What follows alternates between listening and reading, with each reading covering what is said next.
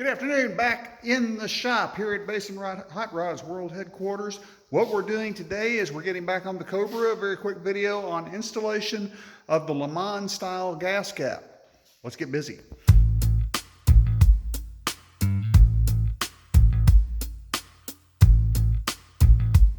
Now what we're going to be doing now on the Cobra is getting ready to cut this out for the fuel filter spout. Now the cool thing is the manual for the Cobra actually comes with a template, which I have cut out right here. It gives you the center area to cut out using a 1 3/4 hole saw, and it also gives you the holes that you have to drill into the racing style pop-up cap. So let's take a look at this. Now this is the area right here. This pops down right in here.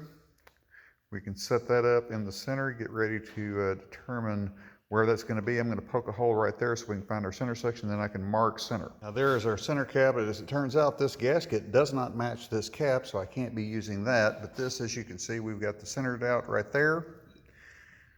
So that's good.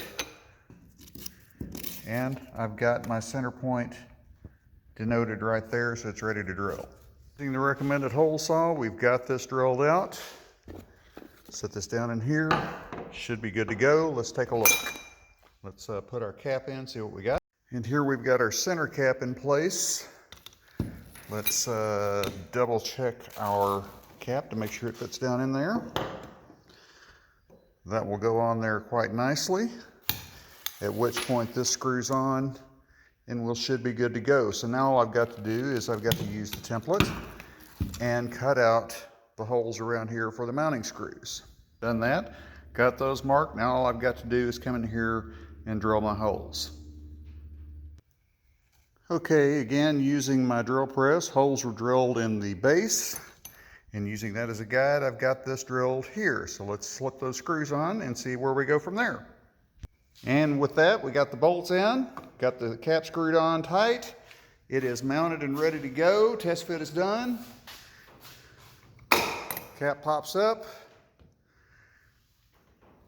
Works just fine there. Get ready to gas that up. Now all we've got to do is come under here and run the gas lines from the cap to the tank. Let's keep going.